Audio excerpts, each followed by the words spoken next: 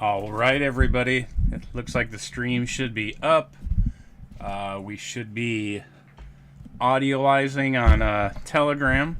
And like AJ says, we're moving all our traffic over to YouTube. Kind of the tip of the spear, but if you want to voice interact, come on over to Telegram. If you just want to type, you can go to YouTube, you can go to Discord, you can go to Telegram. Whatever you want. It's your choice. It's crypto.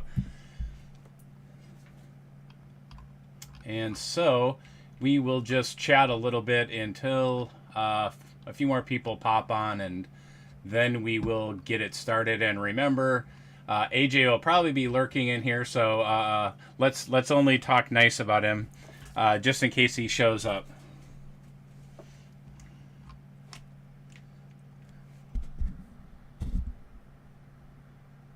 So just checking, can everybody hear me, or am I talking to myself? Bull, you coming in loud and clear. How are you today? Good, man. You're loud and clear as well, Joe. How's it going there in sunny South Florida? Is it rainy or sunny today? It was sunny, and then probably an hour and a half ago, it started raining, which is perfect because I'm such a cheap guy. I never put water in my swimming pool. So I just don't want to. Nice. I was thinking of redirecting the gutters just to get a little extra water in the pool. Squeezing every last drop.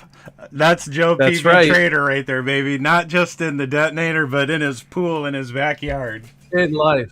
In life. Man. Yeah. That's nice.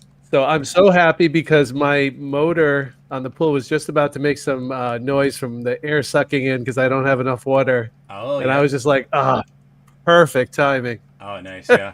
You don't want your pump to run dry, just like you don't want your pump to run dry here at EMP, right? So That's right. Don't be a ding-dong. Don't sell your EMP and then have your pump run dry and your system shuts down, and then you got to go buy a new pump, right? That's right. Go ahead, Joe, sorry. No, you're right. And then you're working backwards, right? One step forward, two steps back. Yeah. Then,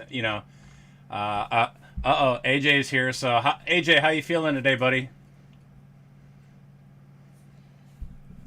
He's on mute. He's already forgotten. Well, yeah, I have already forgotten, man. I took off a week and I don't know how to press buttons.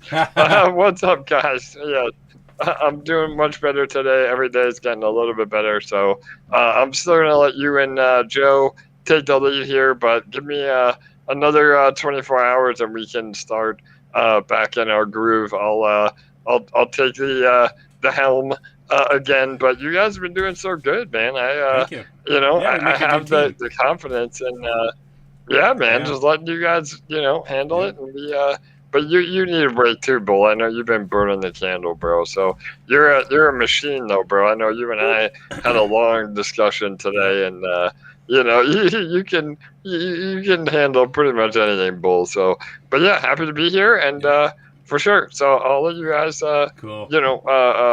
Start it off, and then if there's any thing specific, I can jump in and we'll continue to. Then you can be that backseat driver, right? Yeah, that's what I'm good at, right? For sure. So well, I know one thing. Here we go. Yeah. Already, before we get the motor started, he's backseat driving. What do you got for us today? I know, bro. Well, I want to say one thing before I let you take over. We have an awesome AMA tonight with our Korean community. So I know a lot of you remember our Korean AMA from a few weeks ago. Mm-hmm. Bull and I did a very an attempt at speaking Korean, but I think they liked it, and so we want to be able to communicate with our fellow DeFi users, no matter what language it's in. So Bull and I were on there. That was kind of an introduction. But today, the AMA will be specifically about Detonator. So they had a lot more questions about Detonator specifically. And so I probably won't be able to make it tonight, but Bull is going to lead over there. So if any of you want to join, it will be late. It's about 11 p.m. Eastern So it will be a late night for us. But I'll post links after this AMA. It's with our good friend that did the last AMA. Gosu we'll TV. give you more info. So, yep. Exactly. Gosu TV. Yes, That's sir. right. And this Perfect. gentleman, he shows up on our AMAs too in the chat. So if you see him in there, boop, give that EMP welcome to the gentleman, and make sure you try to make it over, support, because crypto never sleeps, right? And so the great thing about that is for sure. We're always moving forward at EMP. Crypto's always moving forward. If you're snoozing, you're losing. Sometimes you need to snooze. Don't take my advice and try to stay up for the rest of your life. But absolutely, the great, I'll just go into a little bit of a chat. That's it. I promise. But the great thing about crypto is it's always moving forward, which gives you the absolute ability to move forward with it, right? Like if you're in a river, you don't swim against the current, you swim with it and let it take you downstream, and you enjoy the inner tube ride with your friends. And the great thing about that inner tube ride with friends is that it's fun. You don't want to be that person on that inner tube all by yourself, floating down the river, getting sunburned, having a miserable day. Take advantage of how the system works, be it the river, crypto, whatever in your life, and go with the flow, so to speak.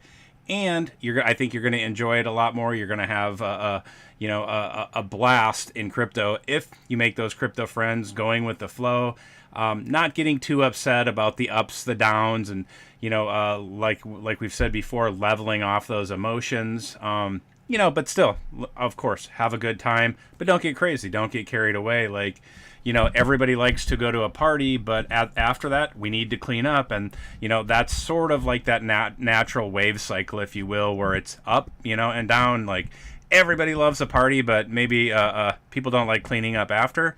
But that's the good thing. That's a good thing about responsibility and having the opportunity to do the things. You don't just do one part of it. You get to do the whole thing and experience everything that crypto has to offer. And so appreciate your time here. And a good way to really enhance that is by learning the systems that you're in. Learning the different mediums you're in, because I think we all struggle to some degree with, the different forms of communication here, be it Discord, Telegram, Medium, Reddit. Like everybody has that. I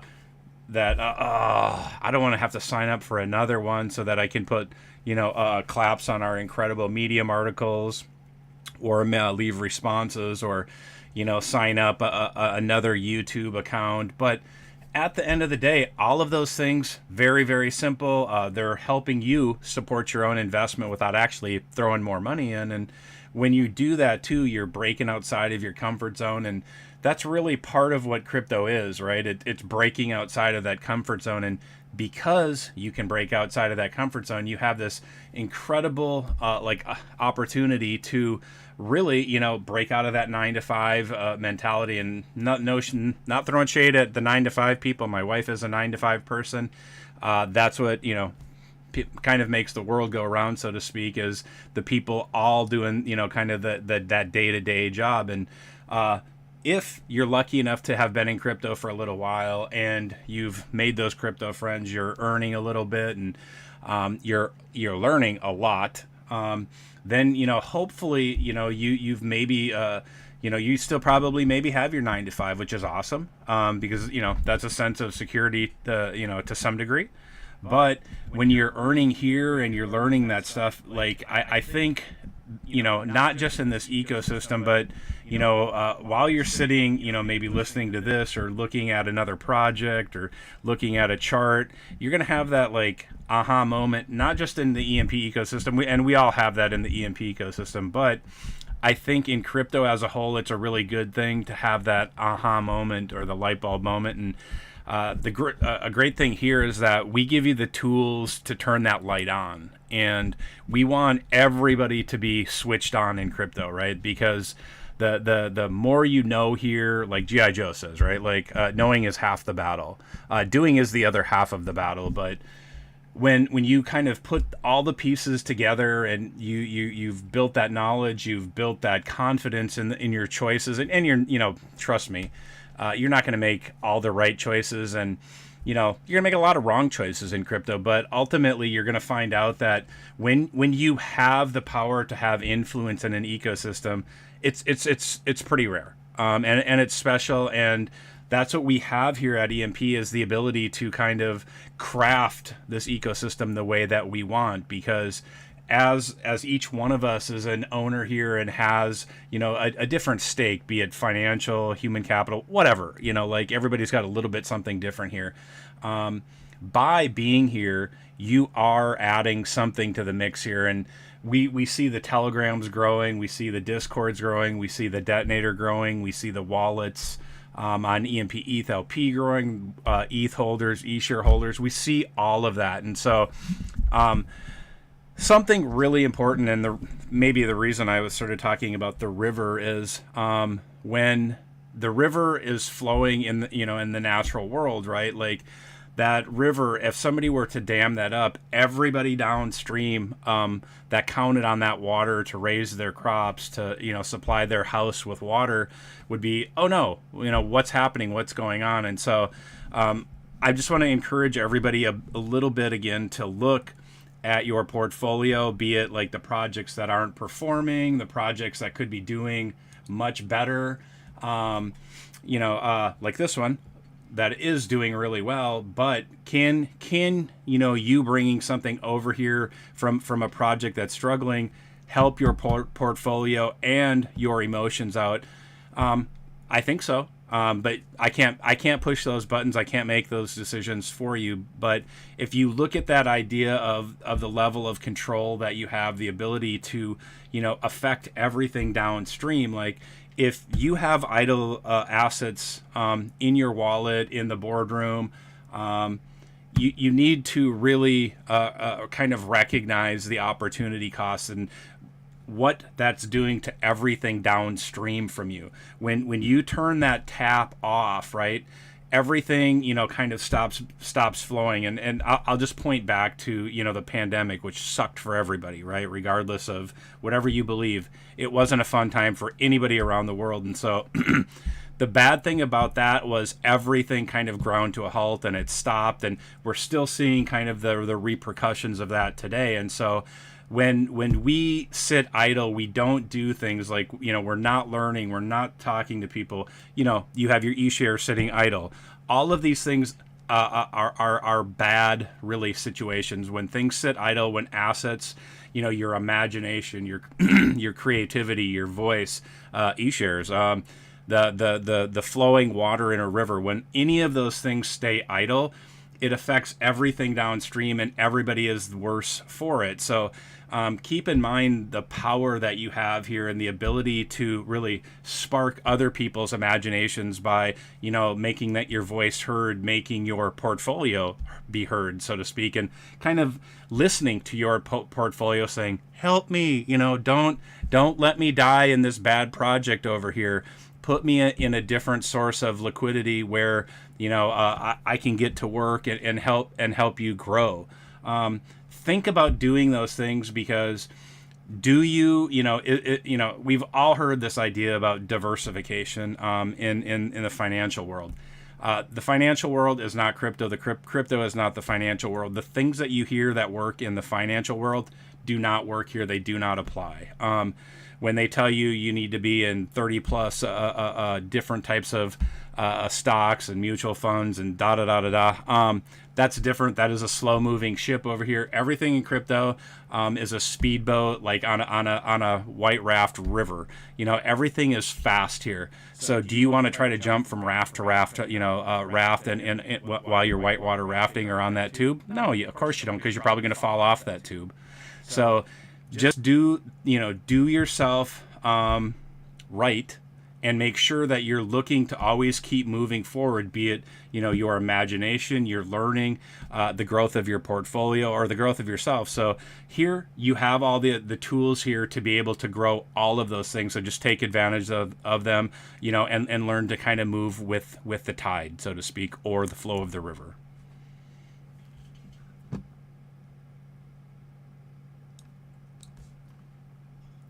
Nice. Well, always spreading good knowledge and makes absolute sense. And I know you've talked similar conversations before. It's always good to hear it again because it's good to remind yourself on why we're here and what we're doing. So that's awesome. I think yesterday we had some good coverage on the Detonator. And I think tonight we're going to dive a little bit into the farms a little bit later. Does that sound good? Yeah, for sure. Awesome. Where do you want to start today? With, any questions up front, or yeah, you want to just jump right in? Why don't we because I have a tendency to ramble and maybe suck up a lot of time. If anybody has any specific questions, fire away. I mean, get on voice, make yourself heard, make yourself known, and just be more vocal. Be. For sure. So I'll start, Bull. I know I just saw a question come through on the Telegram chat, and I'll preface it. We don't have to go all the way into it, but the main gist is it revolves around nodes. And so I know we've seen this question come up a lot lately because node APRs are dwindling, and that is by design. Nodes are really, really unique to the protocol. We've always said from day one that you do not want to be fully in nodes. Nodes are a very powerful tool to grow your LPs, but they're not necessarily meant to just dump the EMP to profit from. So we're seeing that happen now. Where people are selling EMP from nodes, and that is what is lowering the APR. So it's a system that kind of heals itself, meaning we're not able to artificially inflate node rewards, and node rewards are backed by the treasury. But if the boardroom is not printing, then there is no more fresh EMP entering the reward pool for nodes. And again, this is done 100% on purpose because the idea is that we want to reduce emissions from nodes when we're below PEG for the health of the protocol. So if you're concerned about node APRs, that is the number one sign that you're too heavily invested in nodes. And that's okay. I know, Joe, you can chime in here. You have a strategy for people that are too heavily invested in nodes on how to reallocate to the farm. And so maybe that's a perfect segue into today's discussion. But go ahead, Bull or Joe, if you guys want to add to that. Go ahead, Joe. Yeah, no, we talked about nodes many times, but yeah, definitely that's not the best place to start because it kind of puts you at the end of the road with no more pavement to take off, with that plane and start making that infinite money loop. They are attractive because of the APRs. Right now they are a little bit lower, but in general, they tend to be higher than other parts of the protocol. So of course, you're going to want to jump there first. But EMP, as we say over and over, is a utility token, like Jesse likes to say. He reinforces that, and he's 100% right. The strength here is not in EMP alone, but EMP tied to ETH when you make the LPs, because that increases our liquidity. You can stick that in the farm, you can stick that in the auto vaults, and then it gives you flexibility to go into the Detonator, as well as earning ESHARES. And then we have the two other farm pools that are not utilized too heavily when you look at the total value locked. Those are additional ways to generate ESHARE, and we're going to get into that a little bit later, because when you have nodes, you should really have a way to make ESHARE to make the complete circle. Otherwise, you're just halfway there. Remember, we want to make those LPs, and how do we do that? If you have outside Ethereum, perfect. You're already geared up and ready to go to make those LPs, because when you're making nodes, you have the Ethereum you can pair together, make those LPs, stick them in the farm, and start earning ESHARE. So that's the one exception where someone can go into nodes first. They have outside capital, they're either going to buy Ethereum or they have Ethereum in their wallet, and they can just pair that up. Most people are probably not going to fall in that bucket. They're going to fall in the bucket where they come in, and if they buy into the higher APR of the nodes, they're going to be excited. They have all this EMP, and then they'll start asking themselves, well, how do I take profit, or how do I grow my portfolio? And you can keep stacking nodes, but again, that just keeps you in the node bucket with no other avenues to expand. So unless you have that outside Ethereum, or you're generating ESHARES from the farms, then nodes are a secondary action. When it comes to kind of, we talk about like magic and, oh, you can hear me, right? Yep, you're good, man. Perfect. Okay. For some reason, I thought it went out. But yeah, so I know sometimes we talk about magic and whether you should be in magic or if you should be in the farms. You should always have a position in magic because it does help PEG, because they are constantly selling those ESHARES, and half of which is used to buy fresh EMP. And as you know, fresh EMP purchases are what pushes up our PEG. So that does it on autopilot, and it works out really nice. Now, if you're heavy into nodes, and you don't have outside capital, then you have to look to the farms, and you have to increase that farm position. So if you're in the Detonator and you're doing a compound claim strategy, when you claim, those LPs should go straight to the farms. Any rewards you earn in the farms, ESHARES, can be used to convert or sold for Ethereum, and then you pair up that Ethereum that you use with your ESHARE rewards to make more LPs from your node emissions. I've gone through the formula before, but if you look at the APRs, the node APR is going to be much higher. So you do have to have a bigger position in the farms to have that perfect balance strategy. Let me just pull up real quick on my side. So if we look at, let's just go into the nodes. We're just going to use the biggest one as an example. So right now, it's paying, what is it, 0.6 per day. And in the farms, in the EMP, we're paying 0.16.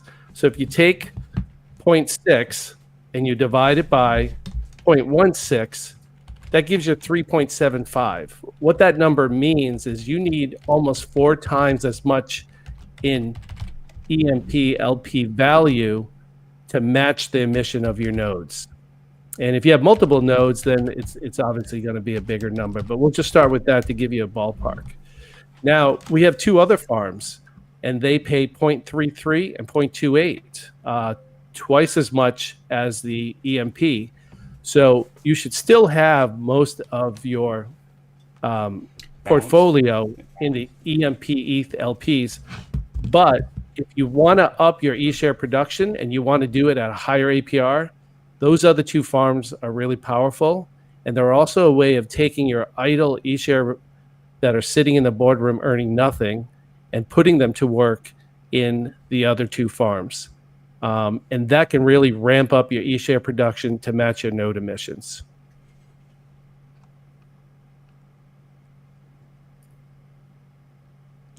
Yeah, absolutely, Joe. And so one thing too, I think that people don't realize, and I just want to end on this as far as the nodes real fast, is that it is almost a unnecessary evil, and I hate to even frame it like that, but nodes have become really an amazing throttle of EMP being sold on the market, especially when we had that 50-day run of being above PEG. We would have never been able to experience that without nodes. So I think that there's this underlying sentiment that people think nodes are unfair, or they're a detriment to the ecosystem.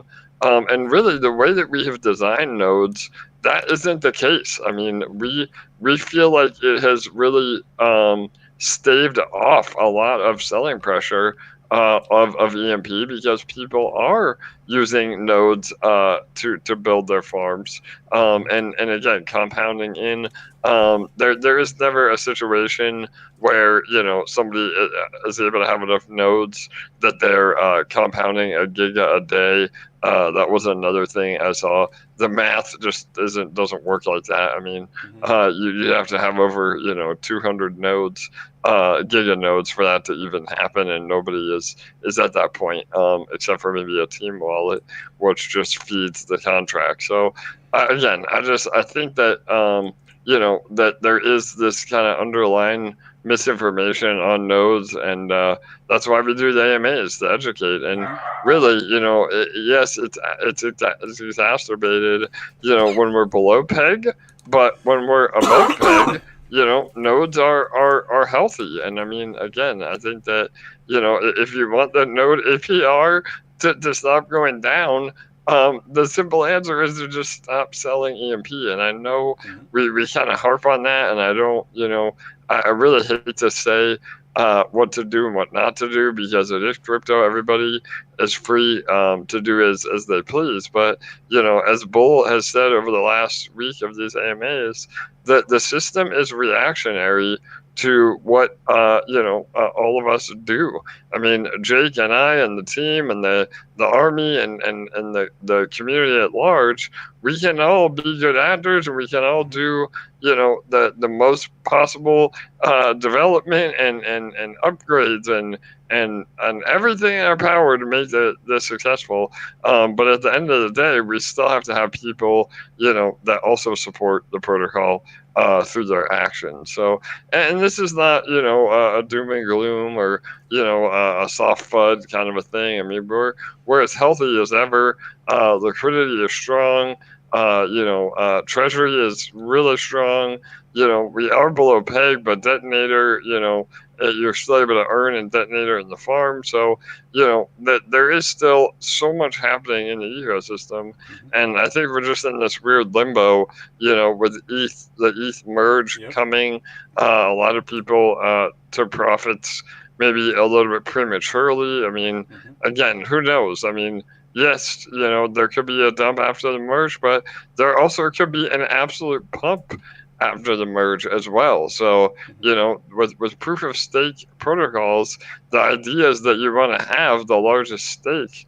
And so when that happens, that is when a lot of whales load up on the underlying asset, and they have been over the last, a year that the merge was even coming to fruition. So go ahead, Bull. Sorry, man. Oh no, that's, I mean, right on point as usual. It's why you are the team lead, right? It's you have great experience in this. You have incredible working knowledge, and you want people to succeed, but you can't send Jesse to everybody's house and make them do the push that button that he wants them to push. Right? Yeah. Exactly. We can't have Jesse giving everybody financial advice, right? But we can sure try. Well, we know Jesse's a passionate guy that would drive over to your house and have a conversation with you, and a friendly one to really put you on the path for success. But like everything, like you were just saying, right? Like, there's a lot of anticipation for the merge. Nobody knows really what's going to happen. This whole thing is about how to be balanced. And me and Joe have talked about it. We speak on it in different ways. I tend to give you analogies. He tends to give you, working numbers. And so it's about a balance of how one person sees it versus how another sees it. But when we look at, I'll just point out the ETH staking. I'm sure everybody in DeFi was chomping at the bit to get on ETH staking. But because there's a lot of volatility and we don't know what to do, what's the best thing to do? You guys paused it. That is the most responsible, balanced approach. Now, did you say, we're not going to ever accept any more Ether? No, you didn't say that. You said it's paused. But barring that, there's an excellent opportunity to control your own keys, control your own farm, build your own ecosystem. It's right here. You don't need ETH staking to be paired up with Treasury ETH. The liquidity is built. It's performed exactly as expected. And when we look at this, right now, instead of saying, "Oh, gee, boy, gosh, I wish ETH staking was open," you don't have to wish. You can buy EMP 10% below, the market rate, that perfect Zen of 1.00, and pair it up with the ETH that you were going to put in ETH staking. And that gives you the keys to your car, the keys to your kingdom, the keys to your economy, whatever analogy you want to use. You're in the driver's seat. You make the decisions. You click the buttons. You decide what happens, be it bad, good, and anything in between. And when Joe laid out the strategy for nodes, and Charlie posted it in the chat, we can clearly see, and hopefully everybody can see it right there. It's all about balance. If you rushed into nodes chasing APR and thought, "Oh, this is great, I'll just try to keep stacking node after node," whatever flavor you choose. The problem is that EMP has to come from somewhere. And if you were new and you had never heard that nodes don't actually print or produce or mint new EMP, the Boardroom is the only place to do that. The Boardroom is what determines the balance and the health of the ecosystem. When it's printing, that means, Jesse has put this out a number of times. Like, look, the Boardroom is printing when a lot of people want it.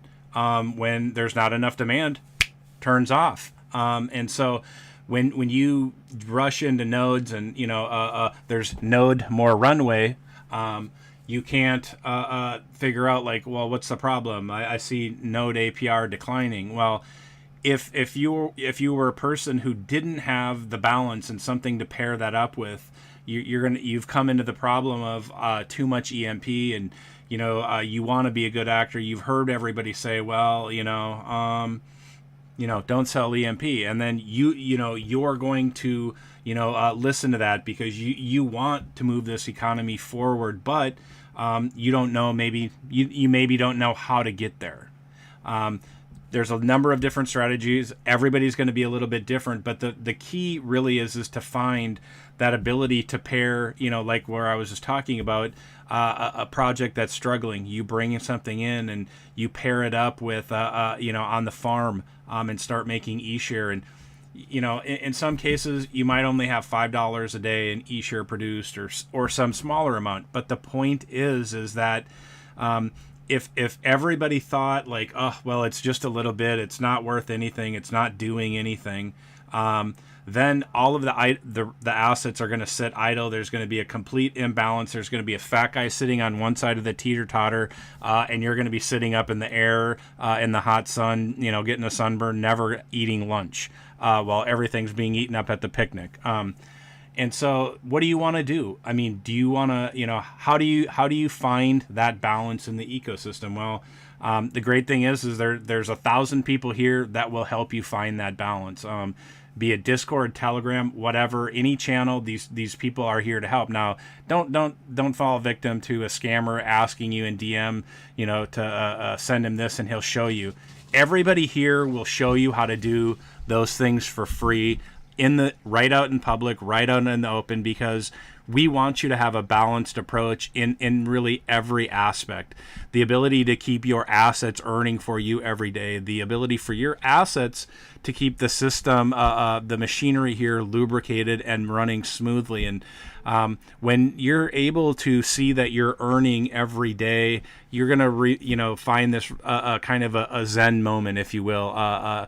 Just a kind of a balance in your life about the way that you feel, and I would much rather you be balanced and happy versus balanced and very upset about your experience here in the ecosystem. And we provide every tool imaginable in DeFi, from the academy to really personal one-on-one help to help you find kind of that perfect balance in the system, because the way that the system works is if you lose, the system loses. If if you win, the system wins. And so it is in our best interest. There's no bullshit here. We are here to help you win, because when you win, we win.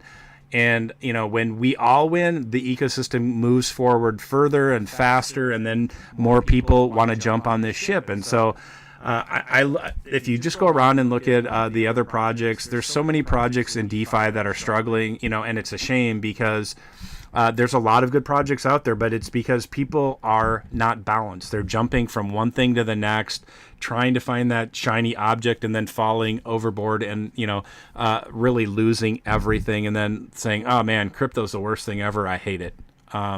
Don't be that person that jumps from ship to ship to ship. Figure out what you need to do in a ship where you can actually make a difference, both, here in your portfolio's life, in your brain, and, just crypto in general. Like you cannot have this impact like you can here in other places. So I would just encourage you to really kind of grab onto that and take advantage of that, because nobody here, we can all tell you don't sell EMP. But we cannot make you push the buttons, that are really going to help you and move the ecosystem, forward, in a very positive way. So figure out what you need to do to get balanced. And what we really mean by balance is making sure that your assets are being used, because this is a daily ROI machine. And Joe's got a really good analogy about like the auto vaults, and it's a digital farmer that works for you for free, that can do a better job than you. It pays your gas for the tractor on your farm and gets the stuff done for you. That's what this ecosystem is when you put your assets to work. And your assets aren't just your money, that's your voice, it's your brains, it's everything you type. And so when you put all those things into action, that's when shit really gets done. Yeah, absolutely, Bo. That's 100% accurate on all points. So, yeah, I mean, if you had I call the nodes a badass race car, because of the high APRs and the way they spit out EMP. But imagine running full throttle, you're redlining, and the engine starts to overheat. Mm-hmm. Well, what do you have to do if you want to win that race? You have to throttle back a little bit. So it's kind of counterintuitive, and I'm happy node APR is dropping because I know we're below peg. If we were to admit what we were doing before when we were printing like crazy, I mean, nodes were over 1% at one time.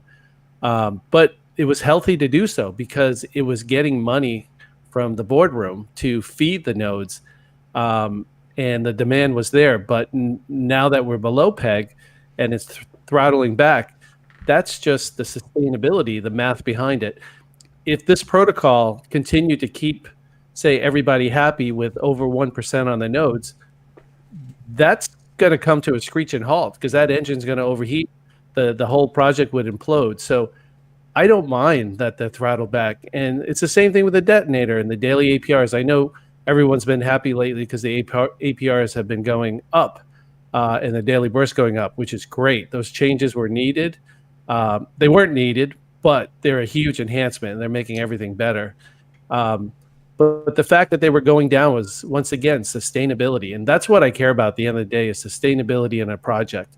High APRs, absolutely love it. But paramount is sustainability. So if the system is designed to throttle back to preserve itself and keep it going, I'm all for that. And then we just need to do what Bo just laid out to bring it back to where we want.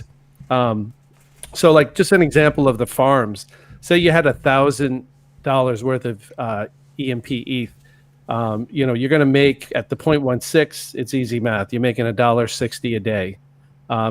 The other two farms, because their APIs are higher, it doesn't take as much. So if you have those ESHARES, like if you went into the BNB, you wouldn't need $1,000 to match the $1.60.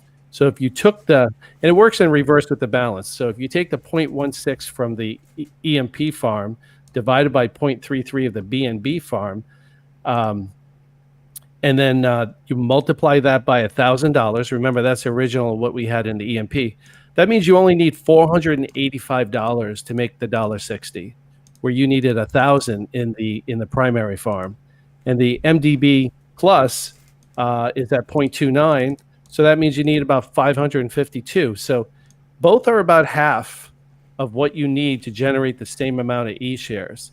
Now, that doesn't mean you sell your LPs and you go into the other farms. That means you take the E-shares you have or fresh capital and you go into those other two farms so that it acts as a catalyst and you're supplementing your primary EMP LP farm with the other two APRs that are paying higher. So by utilizing two or all three, you're generating a lot of E-shares that gives you that ability to make more LPs to pair up with your node APR that's spitting out all those EMPs.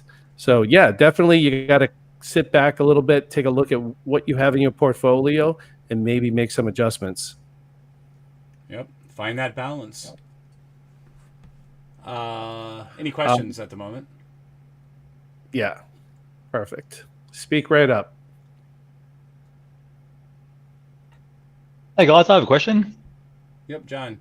Hey John, how are you? Hey guys, how you doing? We're good. Hey, We're just good. got a quick, thanks. I'm just trying to work out. I was trying to get on the chat this morning, but I didn't really get the answer I was looking for. Maybe because I'm looking for the wrong answer. If I'm looking to break some of my LP to get into some nodes, so I'm just trying to think what the impact of being below peg or being on peg or being above peg has when I break my LP. So if I'm going to break the LP, put the EMP into the nodes. So if I break off one ETH and we're below peg, let's say at the moment 0.9, I'll get one. Would I get one ETH and 3,600 EMP? Is that right? Or would I get 0.9 ETH and 3,600 EMP? Compared to breaking off if we were at peg at 1. Yeah, so if you we don't have it on our new UI, but the old UI, the legacy.emp.money, on the homepage, it has the breakdown of the LPs. So right now, one LP is $56. And the asset split within those is 68.53 EMP on one side of the LP to 0.01546 ETH. So it's really $56 cut in half. And that's how much EMP to make up one half, 50%, and how much ETH you need to make 50% on the other half to get that $56. The actions you take within the protocol when you split an LP and you move it to, say, to the node to buy the nodes is really a neutral action. It doesn't hurt peg and it doesn't help peg because you're working with existing EMP in the protocol. It's within the circulating supply. The only thing that hurts peg is selling EMP, and the only thing to help boost peg is buying fresh EMP. But if you already have EMP in the system, whether it be nodes or you have it in the LP structure, it's kind of a neutral action on peg. So let's just say you have a node and you generated enough to buy a second node. So you compound yourself into a second node. Buying that second node is not the same as getting fresh EMP, like say 8,000 EMP to buy a giga. But if you earned 8,000 through your other nodes and then you buy a giga, that's neutral. So if you want to do that, go ahead. Yeah, so I was just trying to get back to at the moment you said it's 68.53, but it's on the legacy side now, and you get 0.015 ETH. If we were at peg, if we were at peg, what would the difference in those numbers be? Would it be the same? Would it still be half, or can I jump in? It'd be a 10% Can I jump difference. in? Go ahead, Charlie. Yeah, so technically, when we are below peg, you will have more EMP inside one LP. When we are at 1.0, we will have the ratio of 4,000 to 1. Yeah. And if we are above peg, you will actually have less EMP, meaning more Ethereum inside the LP. So basically, you will have, based on the legacy UI where you see one LP equal 68 EMP and 0.015 Ethereum without too much decimal, you will have 10%, not really 10%, but 9% and some change more Ethereum if we get back to 1.0, and 9%, of course, less EMP. So basically, to answer based on 1 Ethereum, so to have 1 Ethereum right now, 1 full Ethereum, you will need around 64 LP, all right? Yeah. But it's based on the fact that you said if I break my LP and I have 1 full Ethereum. But the fact is that if you break your LP and we are at 1.00, to have 1 full Ethereum, you won't need any more 64 LP. You will need less than that, because with less LP, you will have more Ethereum. So it's really a balance. But what you need to understand mostly, it's when below peg at almost 10%, you will have 10% more EMP that it was supposed to be at 1.0. And of course, you will have 10% less of Ethereum that you're supposed to have, because now the ratio is not anymore at 4,000 to 1, but more like 4,430 from what I can, my quick math right now. So this ratio is outweighed by the fact that we are below peg. But we had the other way around, where we had 3,600 EMP, for example. If we are above peg at 1.1, because we are 10% above peg, meaning 10% less EMP, 10% more Ethereum. So this is where, when you sell EMP, you hurt the peg, and this is where we mean where you hurt yourself, because you actually not only hurt yourself by hurting peg, meaning everybody's gonna, not everybody, but a lot of people gonna sell ESHARE and so on, because the Boardroom doesn't print, meaning the value of ESHARE goes down, the APRs goes down and stuff like that. But you really hurt yourself on the ratio of EMP Ethereum. And this is where it make no sense at all, because now you have more EMP inside your LP. So people who freak out are gonna be like, oh shit, I'm gonna break my LPs. And out of those LPs that they're gonna sell, they're actually gonna sell more EMP, less Ethereum. But for them, maybe they don't care. They just want the dollar. And they're gonna sell more EMP, meaning it's gonna hurt even more the peg. And this is why it doesn't make sense, honestly. If you stay in 1 LP, even if it's 10% below peg, I can assure you, I don't have right now the numbers, but what we call the impermanent loss, your value of dollars is actually, from your LP, is not 10% lower, because the impermanent loss can be a break when the dollar value of Ethereum and EMP goes up, but it can also be a break in a good way, where the impermanent loss is way less that when the peg goes down. What I mean is, really, you don't have 10% less of dollar value, if we could talk dollar, on 1 LP. The impermanent loss might be maximum 0.5, not 1%, 0.5%. So it's not even 1% of the impermanent loss on the dollar value. I'm talking dollar value. And this is where it doesn't make sense to break, because your dollar value, if you look at the dollar value, if you're one of those person, it's really, really minimum, even at 10% below peg. It's really, really minimum. And this is maybe something that people don't quite understand. But the thing that hurts, because we are below peg, the main thing is really the ESHARE value that goes down. And it is what it is. It is volatile. We say it again and again. That's why it's better to farm it rather than buy it. But the fact is that this is the token that we have that is going to hurt the most, because this one might lose 50%, 100%, or even more of its value, and compared to the EMP that is going to drop a little bit, and meaning the impermanent loss from BNB ESHARE or even MDB ESHARE won't be 100% because ESHARE lost 100%, because BNB and MDB Plus didn't lose the same amount of percentage on their value. So there is a compensation, and this is where the LP actually rebalances itself with more EMDB plus, less eShare, and so on and so on.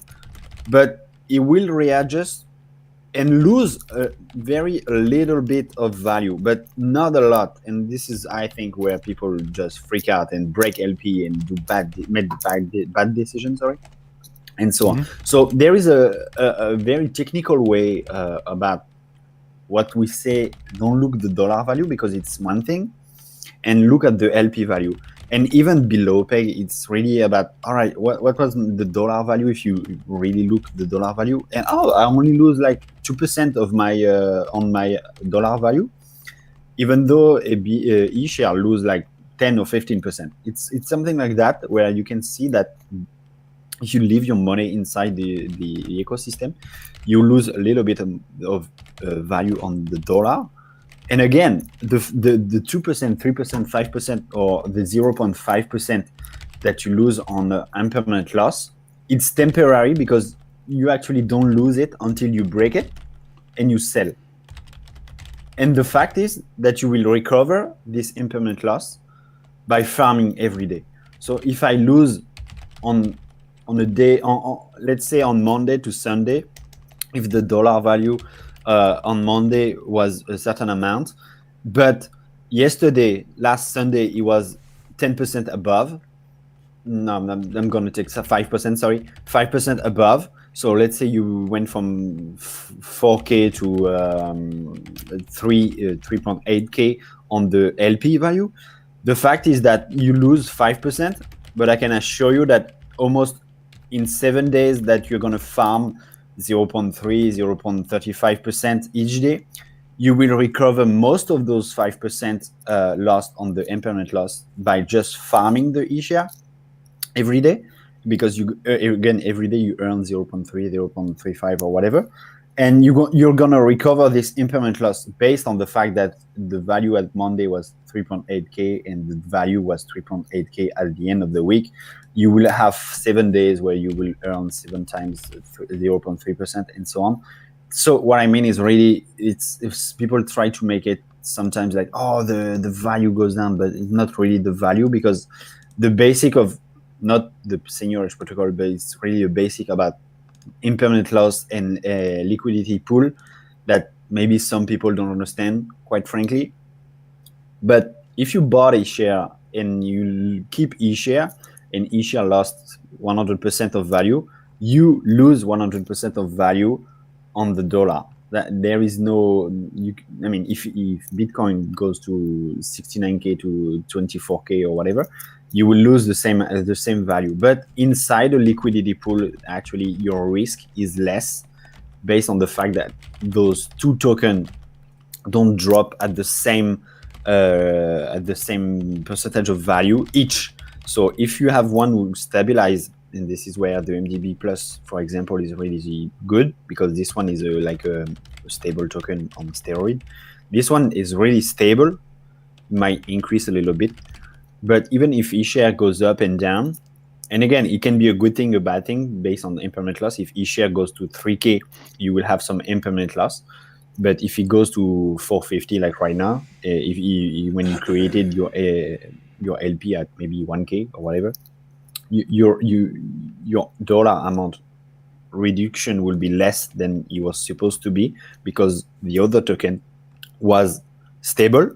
But again, inside this liquidity pool, how it's going to do it is going to rebalance by, at the moment where eShare dropped to 450, it will give you, I'm saying giving, but it's really not really giving, but you're going to have more of the token that didn't drop. All right. Yeah, so it sells one for the other. Yeah. So, and this is where the EMP Ethereum rebalance itself. And again, if you look at the dollar value, based on Ethereum staying at the same price, right? This one is not negotiable, because if you look at the dollar value, the main driver is going to be Ethereum, because EMP ratio is one thing, but EMP price is another thing, right? Because if Ethereum drop 5%, EMP price will drop 5%. But the ratio inside the LP will rebalance itself by having 10% more EMP, 10% less EMP, or just a 4,000 to 1 1.00. These things happen by itself, but the price is another thing because it's driving by Ethereum. So I'm giving an overall overview of that. But again, to answer your question, when below peg, it means more EMP inside your LP. And 1.00, it's the perfect balance. And above that, you will have less EMP and more Ethereum. But again, if you can take a screenshot and save it or whatnot, you will see that the dollar value will not change a lot. Yeah. If Ethereum is the same price, right? If Ethereum goes up and down, the price will go up and down. But really, you can use calculator impermanent loss, where you can play around, where you can check around. Let's say token A and B at one time, token A and B at another time, and it will show you that even if the dollar value of one token goes down, the rebalance is going to happen by itself. So if you take Ethereum at 2K at one time and Ethereum at 2K at another time, okay, good. But now if you have another token at 50 cents and now it's going down to 40 cents, you will see that you actually lose very, very minimal value. And it's really a good thing for me, in my opinion. And again, the value you lose, you actually get back every day. And this is where the longer you stay in the farm, each impermanent loss that is, even if it's a major drop, you will be like, oh, I have even more dollar value 6 months later or 1 year later, even if my main token Ethereum or whatnot actually drop it a little bit, I have even more dollar value because you actually farm it and you sell it for Ethereum, you LP your Ethereum with EMP like Joe said, and so on and so on, because you have more LP, and inside each LP, again, the drop is less consequent that we think. So it's really a global overview. Sorry to get so on and so on, but yeah, to answer your question quickly, it's like below peg more EMP, above peg less EMP and more Ethereum. Fantastic, mate. Really appreciate it, because I was just trying to see if now's a good time to do it or wait till it gets back to peg.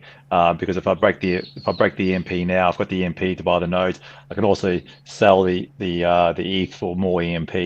So there's effectively no dollar value difference to me whether I do it now or if I wait till it gets back to peg. So it is a good thing, but like I said, if you do it right now, you will actually have less Ethereum for sure. Right, but the fact is that even if you have less Ethereum, if your goal is to buy EMP, remember that you will actually have a lot of EMP, because EMP price, and because we are talking price by one token, the EMP price is actually 10% below. So the 10% of Ethereum that you have maybe less inside the LP, all right? I just want to make sure you get it. You have 10% less for Ethereum inside the LP, okay? But the fact is that because you're going to buy, with this Ethereum, you're going to buy EMP, you're going to rebalance your amount of EMP you're going to get, because with less Ethereum, you will be able to buy more EMP because the price of EMP is 10% lower than it was supposed to be, because the price is the peg is 10% lower. Does that make sense? Did you get that? I know it can be a little bit tricky. So, but yeah, if you wanted to sell your Ethereum for BUSD, for example, you'd be like, oh shit, I have less Ethereum, less dollar value than when I created the LP, because you break it under peg and you actually had less Ethereum in this. And this is where the point of view, if you talk LP, if you talk token from EMP and stuff like that, it's one view. But if you talk stables and dollar value and so on, it's a total different view. And this is where it can be confusing. This is where you can have some panic or stuff like that. And this is where sometimes it doesn't make sense. And this is where also that we repeat, don't get your emotion get the best of you, and actually before clicking break LP and stuff like that, actually look at the math, look at the numbers, look at the numbers you enter, look at the numbers of the market. If you bought Ethereum at 4K, it went to 2K, it is what it is. We can't control that. But you will see that actually you lose more, you lose less because you created LP. EMP rebalance itself. Now, is EMP below, above, or just at peg? It's again another thing. But again, no benefit and no loss until you actually break the LP and you sell the token. If you don't break, if you don't sell, you actually don't have any loss at all. And again, this is the beauty of it, because each day you actually earn. Doesn't make sense to create an LP just to keep the LP inside the wallet. I mean, maybe there is, but I don't see it. The goal of the LP is actually to do something with it, and the thing when you do with it is earning 0.15, 20% a day and whatnot. And after that, if you actually do the math, if you look at 0.20% each day for 365 days, it's a certain amount that is very consequent. And I'm not even talking about hyper compounding and so on and so on. It's just, all right, I'm earning 0.2% a day.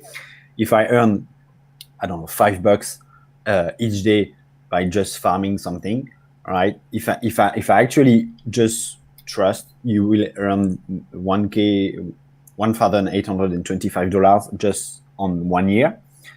But again, after that, you can hyper compound and do the farm. The auto vote will do more for you, and you will actually earn more on the long run. But it's a whole process that maybe is where it can be complicated. But again, the main thing I will say to people is like, just breathe, take a deep look at what you are right now, where you enter, where the market is, and don't react too much about emotion and the ship is going down and so on. We are not. We have been way below peg, more than that.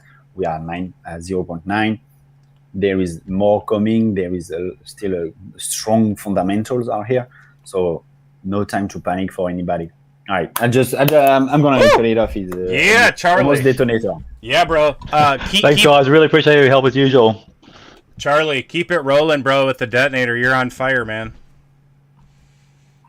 No, not today. Not today. I leave this to someone else today. Yeah, so impermanent loss is a whole another beast, and it's kind of advanced college level 4 class. It definitely takes a little time to wrap your head around. But yeah, I mean, if you're making a lot of ESHARES in the farms, John, and you want to start making LPs faster, then yeah, getting nodes is going to help you do that, because you get the EMP portion through the nodes, and then the eShare portion can be sold for ETH. So if you have a lot of LPs and you want to break some, you could definitely do that. I just caution people is you don't want to sell too much of your LPs, because that's the liquidity that keeps our whole protocol hardened. But if you have excess, meaning you're making a lot of eShares and you want to break them, yeah, I mean, you can break your LPs and you'll have that EMP that you're talking about. And if you take that Ethereum and you sell it for EMP, that's going to help peg, because you're buying fresh EMP. But now by doing that, you're going to slow down your eShare production in the farms. So you just got to make sure that you have a good balance at the end of the day. As far as the impermanent loss with EMP LP, that's the one that's going to have the least. Like right now with Charlie saying we're below 10%, it's 41 cents right now. If we were at PEG, it'd be at 46 cents. The impermanent loss for that on the calculator is only 0.17. So that's the nice thing about the EMP LP, because it's an algo token and it wants to follow Ethereum's price. The impermanent loss is usually very, very minimal. Where you see it bigger is in the other two farms, the BNB and the MDB. But if you don't sell them, then there is no impermanent loss. Perfect. Joe, you want to roll into Detonator? We got 10 minutes left, huh? Time flies. Charlie went deep. Usually we save Charlie for the last 5 minutes so we can hear his little reminder. He says this to wake him up or whatever, but we know what it's really for. Yeah. Hey, Bill, All this is right. Throttling. You guys get time for one quick question? Sure, fire away. So last time we went to PEG, Bull and I talked, and Bull, I'm trying to like remember the strategy, but what I did was I pulled my ESHARE out of the boardroom, and at the time I paired it and bought some ETH and EMP and put it into the liquidity pool.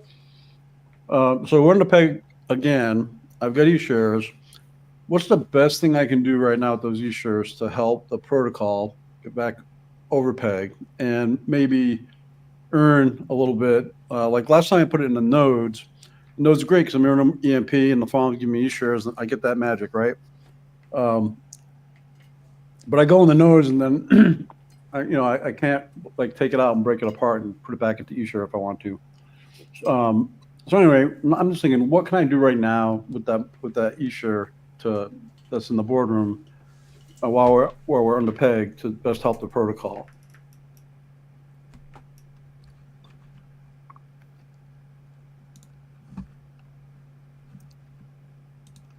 Are you asking me? So me personally, what I would do is I would put it in eShare BNB, and I don't know like how much eShare we're talking about, but what you could do is put it in that eShare BNB, earn eShare, and buy more EMP. I don't know if that makes sense. I don't know how much excess you have coming off of your nodes right now, but if you have a surplus, let's just say you can put in eShare BNB and you make $20 in eShare and you have $10 coming off your nodes, right? Well, what you obviously can do is pair up and make LP with 10 and 10, but you have 10 spare each day, so creating some type of buy pressure and then adding to your farm, your EMP-ETH LP farm. That's what I would personally do. So I don't know if that makes sense. It does. It does make sense. It's like, I just don't want that eShare sitting there not earning for me somehow. Yep. So, I'd definitely use the BNB farm because that's paying a high APR, and that puts your eShare to work. Now you're going to be selling half of your eShare for BNB, right? And the price is volatile between the two, so your impermanent loss is going to be pretty big. However, if you leave it in there, because say you don't want to sell all your eShare, just a portion, then it's irrelevant because you can keep it in there forever and continue to earn those eShares at twice the rate as the EMP LP. So now you have two eShare mining rigs, one under the EMP and one under the BNB. And both of those will contribute to eShare production that you can continue to use above or below PEG to pair up with your node emissions. And that's a beautiful way to make eShares continuously. Yeah, that makes a lot of sense, guys. I appreciate it. I'll let you get to the talk about that in a minute. Yep. Maybe like to okay, cool. explain that. So. I don't know if anybody has done this tabulation or kept track of it, but the eShare productivity, dollar for dollar, the eShare BNB versus having that same dollar value parked in the boardroom based on the amount of days the boardroom has been on or off versus obviously the eShare BNB has been on continuously, and so there is a tremendous benefit to having a consistent stream and knowing what it's going to be and being able to plan for that. So I think that's consistency is a powerful tool because you can plan around, and I think a lot of times where people tend to get in trouble is when they have that excess boardroom EMP and the node EMP where they might have jumped in and didn't know, but it's once again having that consistent metric is a really what's the analogy I used before, like when you were a young guy and you needed to get a few dollars for your rent money. You didn't go ask, your crazy uncle. You went and asked your dad because he's old, reliable, he's consistent, and nothing flashy, but he's always there. Your crazy uncle is kind of like the boardroom, and one day he's won the lottery and shower you with gifts, but the next time you see him, he's broke and the boardroom is turned off. So there's a strategy around both, but clearly, because something is consistently on and earning, you can make a plan around that a little bit with more certainty. That of course you're going to have a little bit of daily APR change, but something is better than nothing, in my opinion. So that's something I try to follow a little bit. So Makes sense, guys. Thanks, Paul. Thanks, you're Joe. welcome. Okay, Joe, you ready for the detonator? Yeah, can you guys hear me okay? For some reason, everybody's coming through garbled. I think it's my connection. Every now and again, I hear something a little tinny, but that's I don't know if I'm hearing your speakers in the background is what I think I'm hearing. All right, detonator. We've got 4 minutes left before the rollover, and right now the leading deposit is 44.55 LPs. We'll have to see if that takes it. Yesterday was an amazing snipe for that person because they got 300 LPs and they put in, I think it was around 97 LPs. Yep. So they did really well. We'll just have to see what today brings, and there's still 3.5 minutes left. So right now the prize that's on the table is 300 LPs for that leading depositor. But like I said, anything can change. So anybody that still has pending rewards, this is your chance to compound them before they roll back into the pool. And remember, you don't lose your rewards forever. It's just delayed for a day. Randy is the one that came up with if you leave for a week, it's like hitting the pause button. You're going to come back to the same LP balance, because every day those pending rewards just say, well, I guess you don't want them today. They go back in, and then they start all over the next day. That does not kill your 365 ROI. It just delays it by a day or how many days you don't compound. Yep. We like to follow the 5-2 or the 6-1 strategy because that allows you to continue to build up your deposit while having a regular schedule of claiming that you can then throw into the farms, and that creates that infinite money loop because now you're earning interest on your interest or rewards on rewards. As far as tickets today, Bo, what do we have for tickets? 9,000. 10,000. Wow. 9,000 right now. It's come a long way. Yeah. Beautiful. I'm having a problem with my gas. Here we go. I'm trying to compound right now. Joe's trying to squeeze that juice. So a lot of exciting new changes. This is Detonator V2. It's EMP-ETH LP. We have about $20 million in liquidity on the EMP-ETH LP. The farm and the detonator kind of are twin sisters, if you will, supporting one another. The detonator has Win It Now, which is 2% of the pool balance. So you'll be rewarded with 2% if you use that button. Let's see what that's at today. Win It Now. So 2,322 LP, probably around $150,000. You would be rewarded with that $150,000, kind of like Joe's buy one, get one. So you're rewarded ultimately. We have a largest deposit winner still. There's a breakdown in the white paper. There's a couple different brackets that determine how the random tickets are chosen. Currently, the largest depositor will get 300, and we can look up here too. The depositor will also determine how many people win with random tickets. The largest depositor, if somebody were to deposit 3%, I better get ready to compound. I better hit my compound right now. And so the largest depositor will actually determine how many random lottery winners there are, or raffle winners. There's not a day where somebody doesn't win. There's always going to be winners in this protocol. If you don't have that magic ticket, that it would be a winner. You're still getting that 365 over time. If there's a day or an hour where you forget to compound, you just forget to wake up, whatever it is, no big deal. You're not missing those deposits. You're just extending your ROI a little bit, like Joe just mentioned. We got a big deposit come in right now, so. All right, 180. 106 came in. I see 184. What do you see? Oh, yeah. Let me refresh here.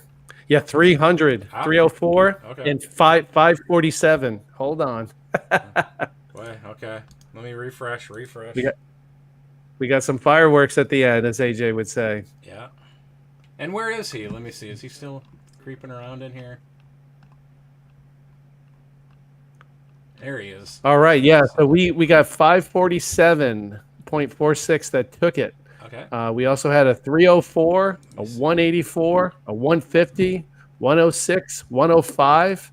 So fireworks today at the very end. All those. Wow. I mean, we had six snipes come in the last few seconds.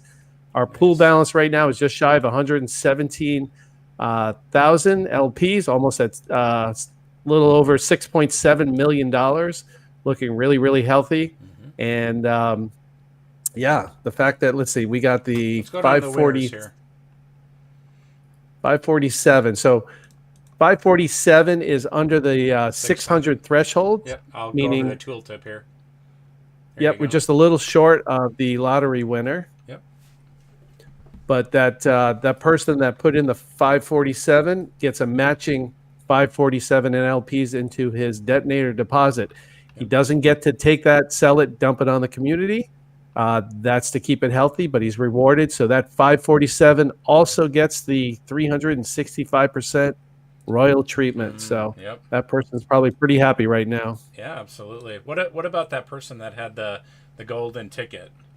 This winner, this yesterday's lottery winner, and we say yesterday because that is when the rollover is calculated. So what the rollover obviously just happened 2 minutes ago, so that is yesterday according to the system. I think we got to come up with a better term with that. It might be a little confusing because we have a global audience, but yeah, maybe we change it to last winner, most recent winner or something. I don't know. Yep. And so we see this the random ticket winner, they will receive 300 LP. And where I thought I had the white paper pulled up here for people. Here we go. Let me post. Sorry, well, they received 547, 46 too. Yep, sorry, that's right. There we go. Hang on. There we go.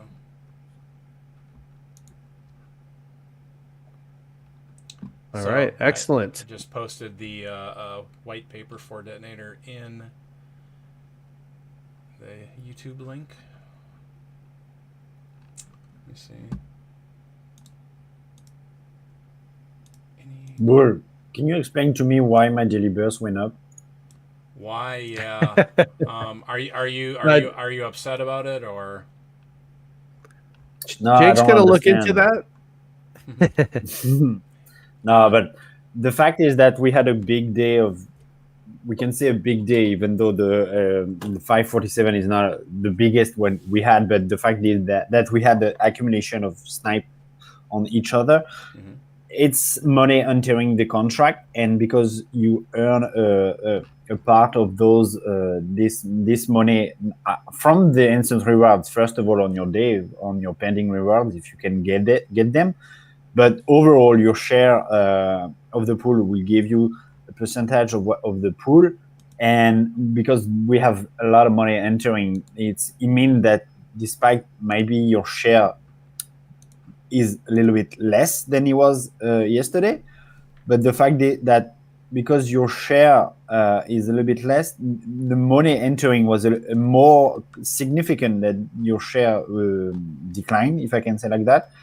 It's your estimation of daily burst, because the math behind it is all about that. It's not a fixed 0.5 or 1% a day. It's based on your share of the pool and stuff.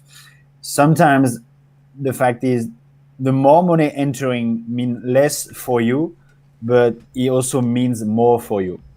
The fact is, if you're really, really hungry and you like sugar, would you rather have a small cupcake by yourself, or would you rather have half of the pie? And sometimes having one full thing is actually less than half of something way bigger, or even a quarter of something even bigger, and or even 0.1% of something that is very, very huge. So having less percentage of something that is way bigger than you think is actually better than having this small full cupcake by yourself, where it doesn't help you with your the fact that you're hungry. But the fact is that we give you a small part of something that is very, very huge. It's actually going to fulfill you even more. And the fact is that this cake that is gigantic keeps growing. So each day you actually get a share, a part of that cake, and this cake is actually growing and growing. Even though you get a smaller share of that cake, the fact that the cake is growing so fast, so big, is actually for you mean a larger share, for a larger piece of cake. Larger share, larger piece of cake, even though your share compared to the whole cake is less. So it's, again, we can enter the talk about very difficult stuff to understand maybe for some and whatnot with the IL and stuff like that. And the daily burst is one thing that, and we had yesterday Josh who posted something about his report of 6 months of compounding. He added some money here and here, but the main thing I retain about that is the fact that, not talking about dollar value, because I kind of don't care at the moment for my part. It's not maybe the same thing for everybody, but I don't look at it. But even if you look at it, the fact is, at first he had after 60 days he had 0.8 daily burst. If I recall, it was like $80. And the fact that now he has 1.7 something, if I recall again, of daily burst, the dollar value is actually kind of the same, even higher, even though Ethereum is less than it was at the moment I look at the 60-day in the report. So it's really about increasing your daily burst and trying to compound 7.0, or what we call the 6.1, or maybe the 5.2. 5.2, you might just stay stagnant a little bit on your daily burst, so you might not see a much increase week by week, not maybe every day, because on the day you're going to compound, you might see your burst going up. On the day you might claim, or even if you claim 2 days in a row, you might see your burst stagnant, maybe reduce, I don't know, because depending again on the money entering the contract and so on. But if you maintain the 5.2 with your daily burst with the 5.2, you will actually earn a lot of money, because the fact is those two claims, you might be able to put them in the farm. But if you, trust me, if you do the 6.1, your burst will grow. I can assure you that. And of course, with the 7.0, you will grow every day and enjoy the burst going up each day. And when you feel ready, either from a perspective of numbers, you want to reach a certain number, or a perspective of date, or maybe you don't care and you just roll with the flow of the contract and try to optimize your daily burst going up, because you have already an exposure to the farm, to the nodes, to the boardroom when the boardroom is printing, and so on and so on. So you might let your detonator like this, and you actually enjoy going up.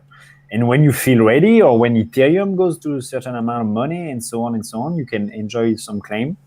Again, the claim, like I said, you can put it in a farm.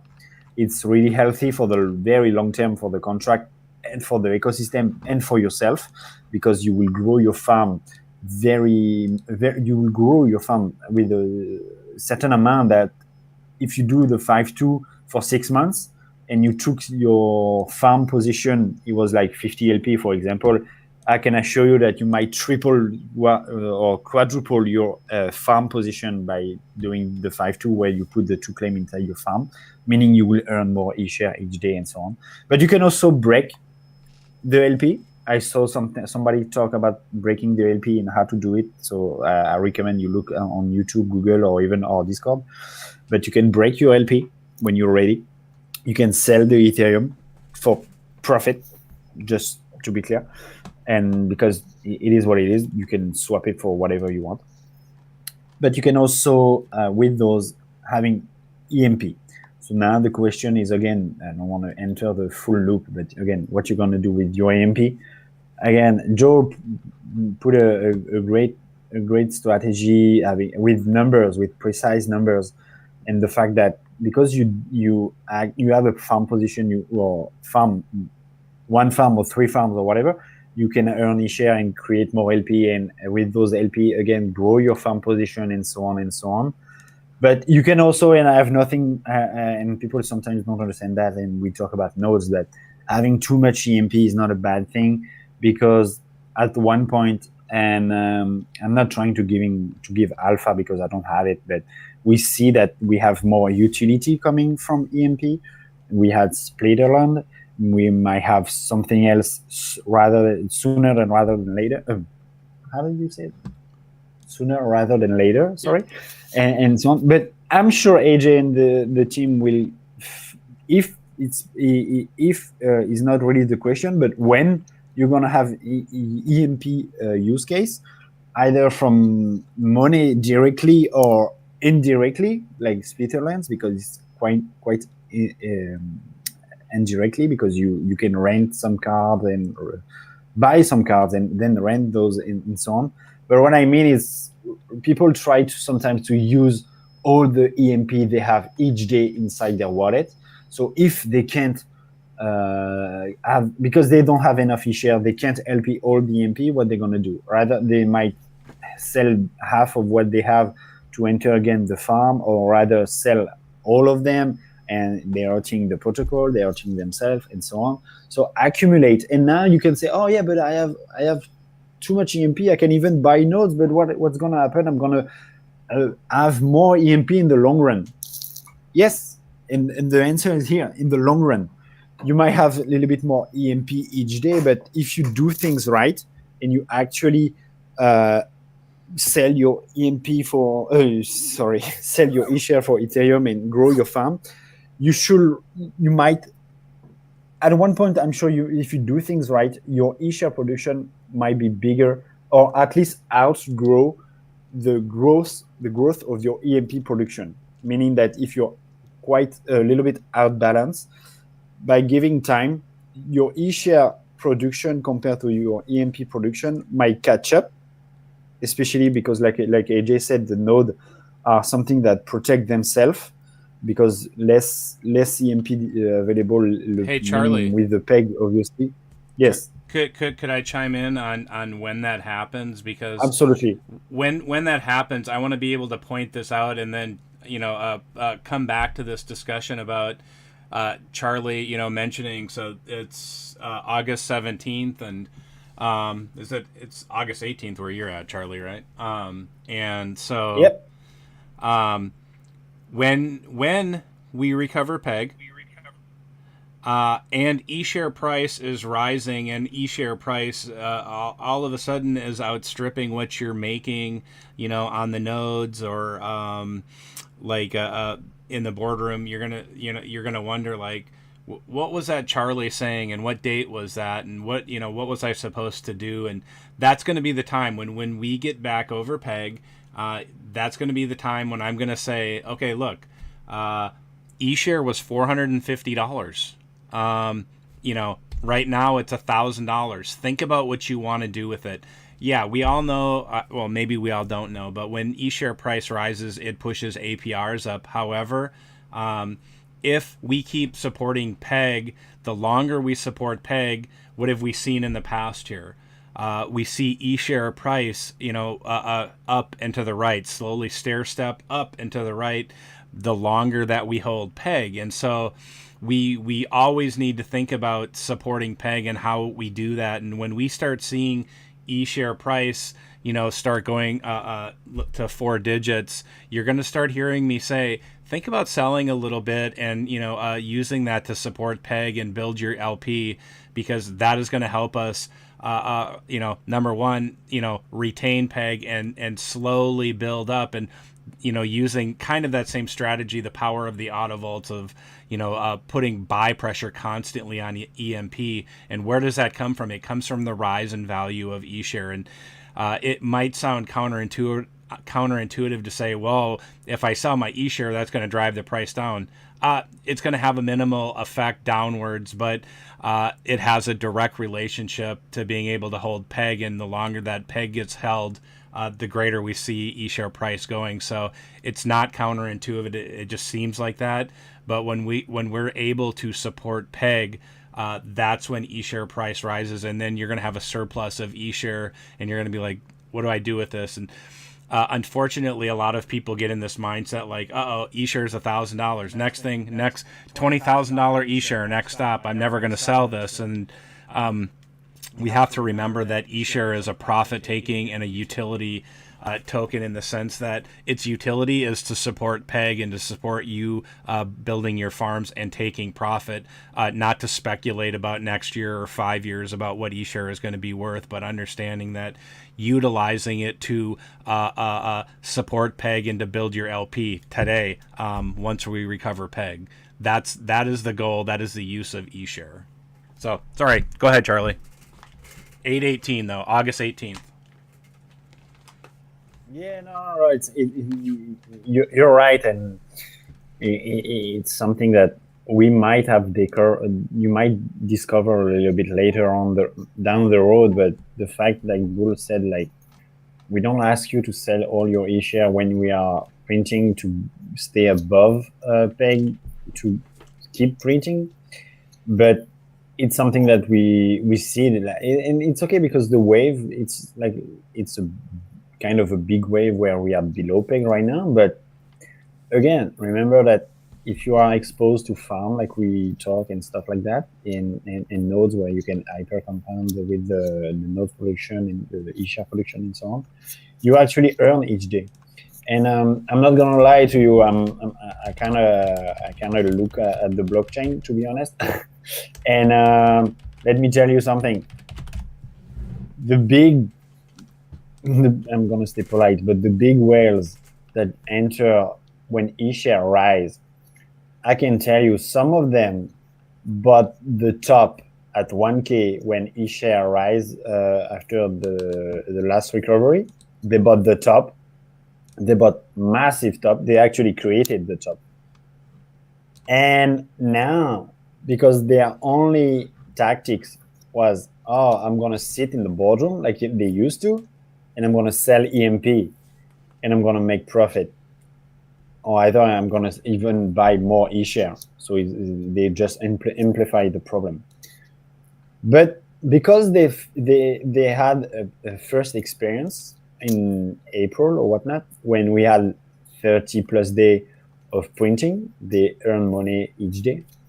But now he entered back, he bought the top, and he actually just, I'm going to say he, but he, she, or they, but they actually sell EMP, and they bought the top, they brought EMP, the PEG down. After that, we had people exiting for whatever reason, Ethereum new high, if we can say like this, at 2K and whatnot, but whatever. Even those, they empty the tank, and now they don't have shit, and they will be back, and they will be like, oh shit, I shouldn't, whatever. But the eShare maxi, they have only eShare. Now what they do? Nothing. They do absolutely nothing.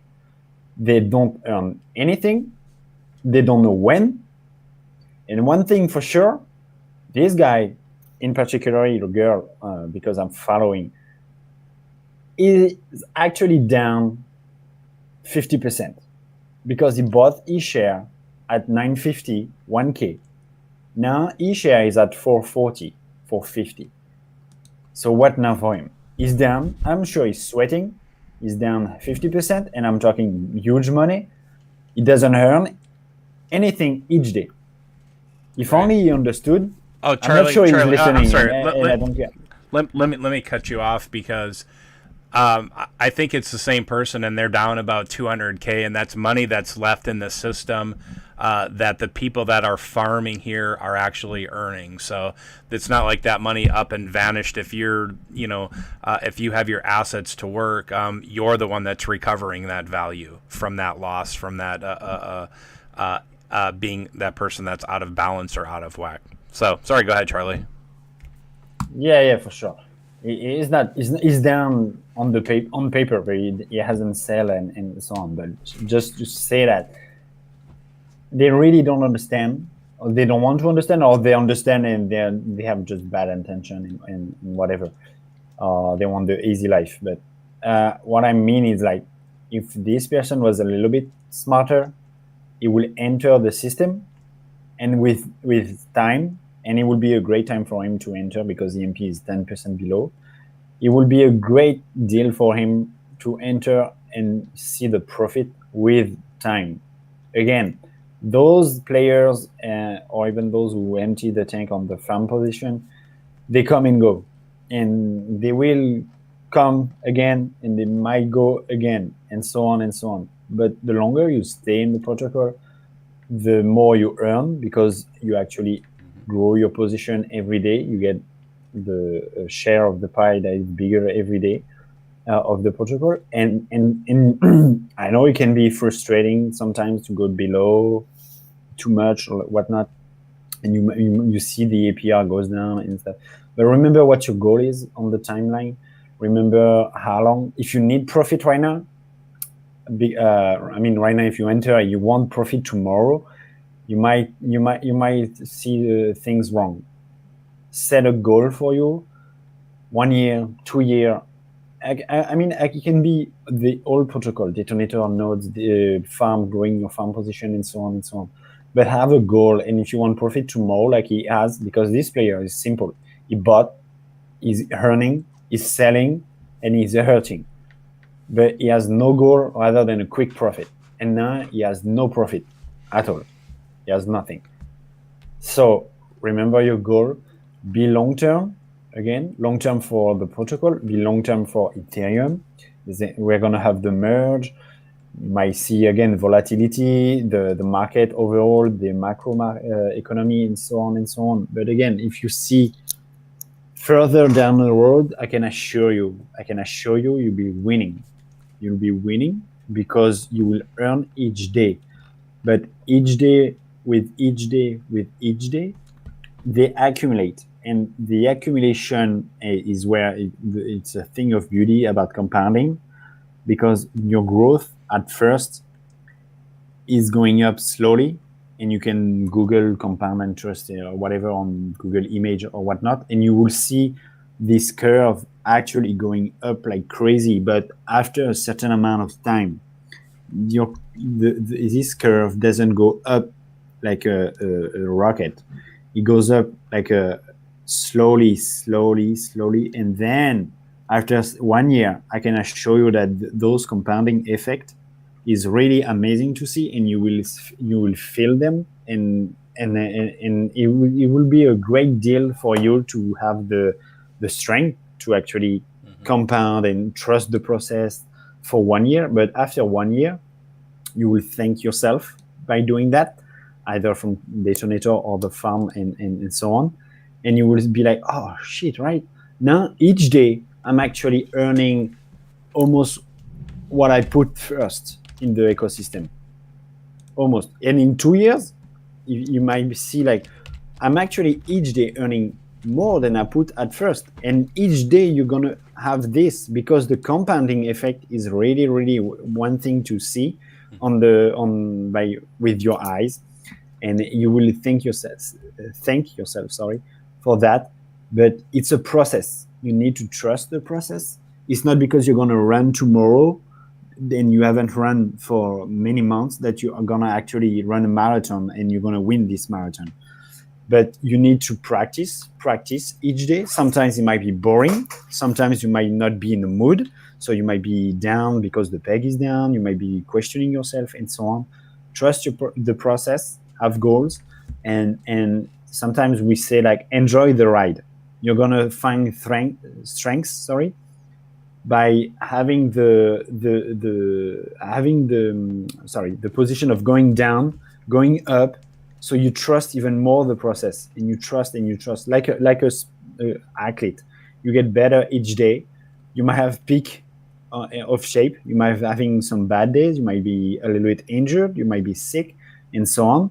You just have to step back, get the time to recover, and then you get back to training, and you get back to peg going up. I'm trying analogy of sports, and you might have on a peak above peg where you enjoy a good race. You have a good placement, and after that, if you compare your level, your shape, or your time or whatever, from the day you started to 1 year, 2 years, or whatever, you are so much better because you actually accumulate each day a little bit of training. You might have some competition where you can enjoy yourself above peg, the Boardroom printing, and so on. And you might have some days where you're down, but down the road you will be a better athlete, and this is part of the process, and you have to enjoy this process. I know it can be hard, and if you don't have a background of whatever, if you are born with a spoon of silver in your mouth, you might not understand the process, but enjoying the process is actually one thing that is amazing, because you can thank yourself at the end and not thank everybody else. Just thank yourself for this, because you trust in yourself, you trust in what you believe, and you trust the team and whatnot.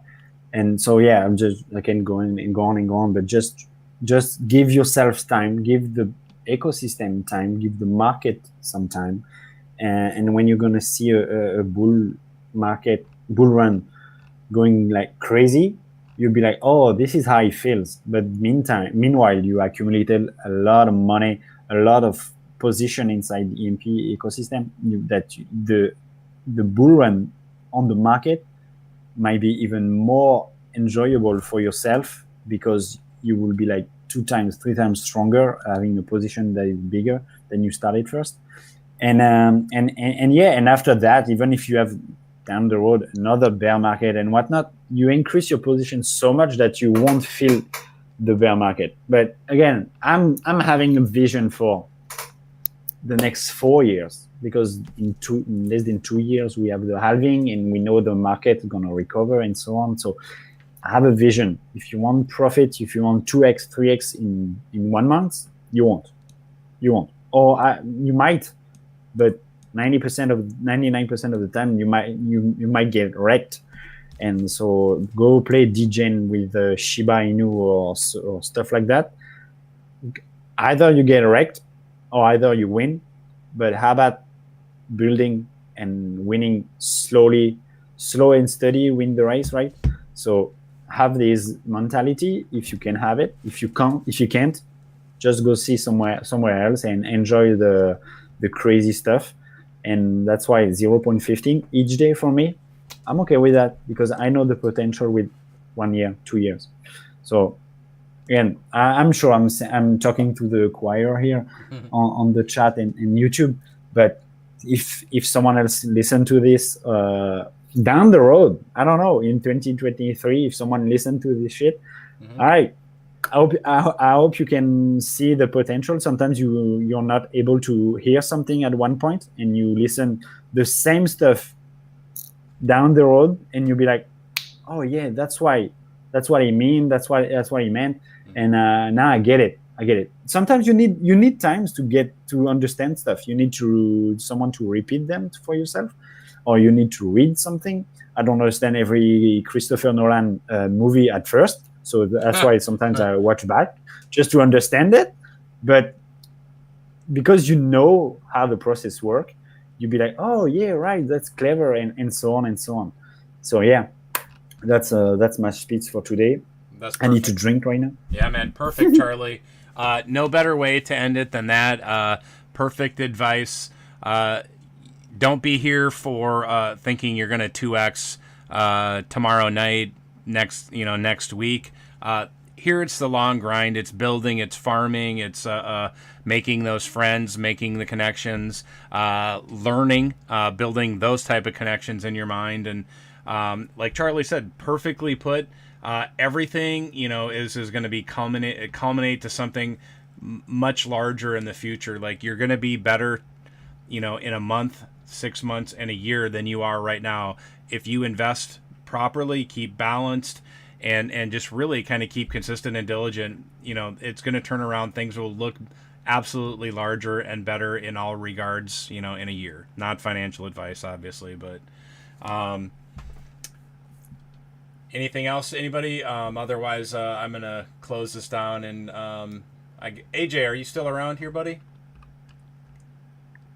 Yeah, Bull. Sorry, guys. Yeah, I was doing some math behind the scenes while you guys were talking, and I really think that I'm going to be back 100% tomorrow, so I'll do the AMA from my channel, and we'll have everybody on. But and I'll go over it a lot more tomorrow. But it seems like with the changes that we have implemented with Detonator, the daily burst is now almost 0.7% daily, and at the low we were at about 0.5% daily.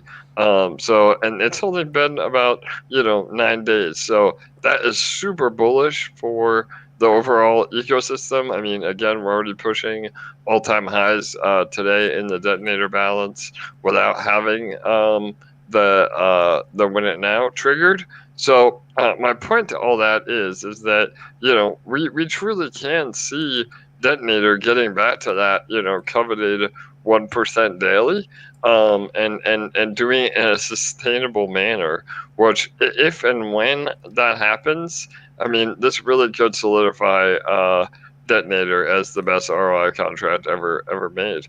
And so I'm just really excited about that. Again, I'll go into a lot more detail tomorrow. I'm still working out the math, but it seems like that is the case, and we'll maybe have Matsu come on, or one of our other resident mathematicians to explain further. But yeah, we're excited. Again, I think that the overall market is still in a bit of limbo. It seems like there's some bullish divergence happening now. I think people anticipate things, and what do they say, expect the unexpected. So we could see another rally from here even. So people taking profit now may have been premature. We'll see, or a good dump, who knows. But the beauty is that if you're in EMP, you're in the farms, you're in Detonator, you're earning no matter what happens. And still, I mean, I think, we have to put things in perspective, in the fact that, I can go to sleep at night knowing that EMP is not going to zero, ETH is not going to zero, and we're able to earn. I mean, we're all here in DeFi to earn, and earn in a sustainable way, and sustainable way. Thanks, Paul. A sustainable way that we can sleep at night, and EMP checks all of those boxes. So again, I know a lot of this AMA today was just kind of going over market sentiment, but again, I think we just put it in perspective. We rally the troops. We get excited again. And again, I'll be back tomorrow fully, and then we'll get the party started. So, all right, awesome. Thanks, Bull. I'll let you wrap it up. But no, man, we're looking really good, man. You're here. Just do your sign off, and we'll see you tomorrow back on the team channel, with the team wallet and everything. And so, yeah, I think everybody will be comforted in hearing your sign off. All right, awesome, bro. Well, yeah. Yeah, totally. Well, we're back in the saddle. Everything is good. And like I said, we will be doing the live stream tomorrow from the main account. I'll be joined by my co-host, Bull, and now my other co-hosts, Joe and Charlie, and all of you that have filled in. So I really appreciate it. But yes, let's do the sign-off. So good night, good day. We'll see you tomorrow.